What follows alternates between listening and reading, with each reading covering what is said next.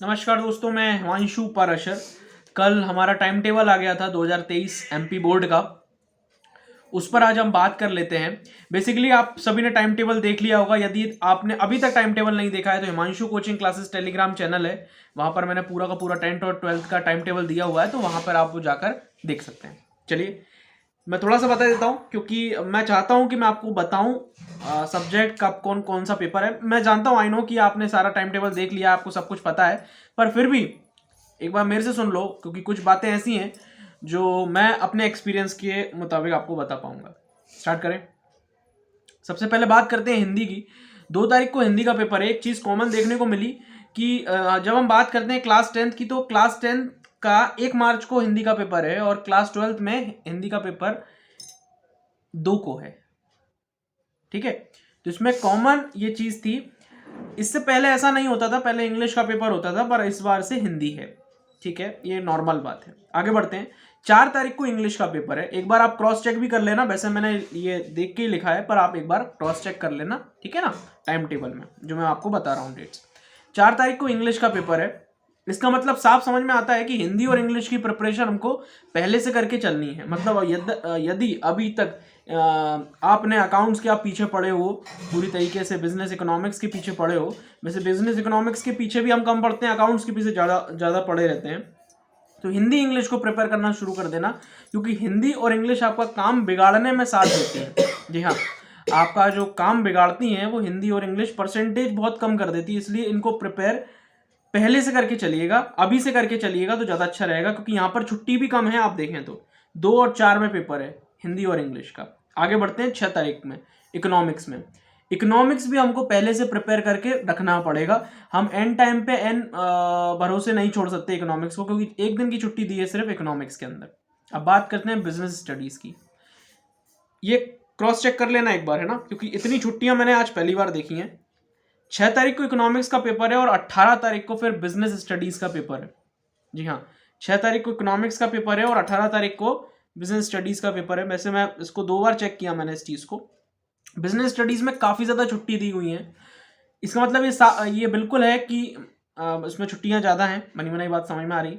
पर इसमें एक चीज़ और है कि हम क्या करते हैं, इतनी सारी छुट्टियां देख के थोड़ा सा हल्के में हो जाते हैं और हम प्रिपरेशन को ढील दे देते हैं थोड़ी सी, कि यार बिजनेस स्टडीज़ तो उन्हीं 12 दिनों में कवर कर लेंगे। जी नहीं, ये बात सही है कि हम most of the part business studies का रिवीजन वाला पार्ट उस समय कवर कर सकते हैं। उस समय हम सिलेबस कंप्लीट नहीं कर सकते, उस समय हम रिवीजन कर सकते हैं आराम से, शांति से बैठकर। पर इसी के साथ साथ हमको अकाउंट्स भी पढ़ना चाहिए, है ना, उन्हीं 10 से 12 दिन की छुट्टियों में। तो 6 तारीख को इकोनॉमिक्स का है और 18 तारीख को बिजनेस स्टडीज़ का पेपर है। ये जो छुट्टियां हैं ना, 6 के बाद से 18 में, इसमें हम अकाउंट्स और बिजनेस पढ़ेंगे। ठीक है, मैं वीडियोस डालता रहूँगा रेगुलर बेसिस पर, सारी की सारी चीज़ें मैं आपको बताता रहूँगा, पर अभी से ये वाली बात दिमाग में रखना। 24 तारीख को लास्ट हमारा पेपर है बुक कीपिंग एंड अकाउंटेंसी का। मैंने इसमें कॉमर्स के ही सब्जेक्ट कवर करे हैं, मैथ्स बायो आर्ट्स के सब्जेक्ट नहीं कवर करें, क्योंकि ये पूरा चैनल जो है वो कॉमर्स बेस्ड चैनल है। तो 24 तारीख को अकाउंट्स का पेपर है।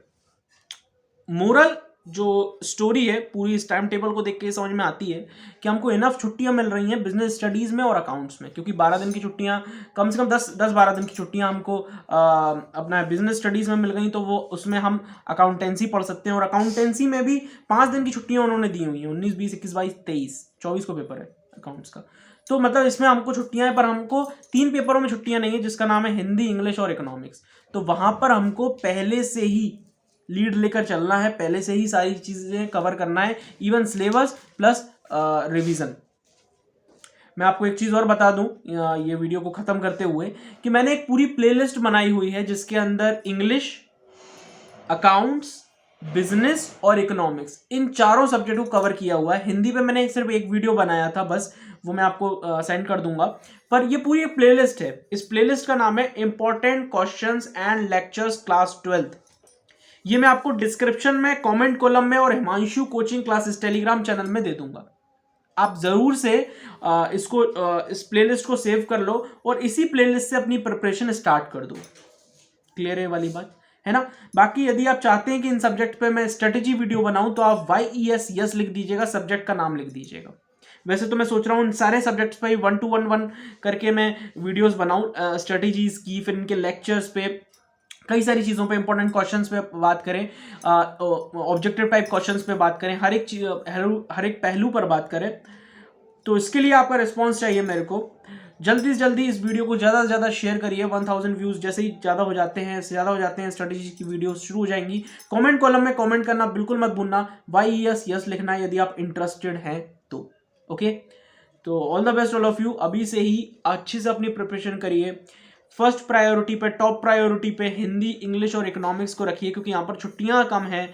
पर अभी राइट नाउ तो हमको सारे सब्जेक्ट्स को साथ में लेके चलना है और सिलेबस कंप्लीट करना है। अभी हमारा मेन मोटिव ये होना चाहिए, पर आपको हिंदी, इंग्लिश और इकोनॉमिक्स पर ज्यादा फोकस करना है। Okay, all the best all of you. Subscribe कर लीजिए चैनल को।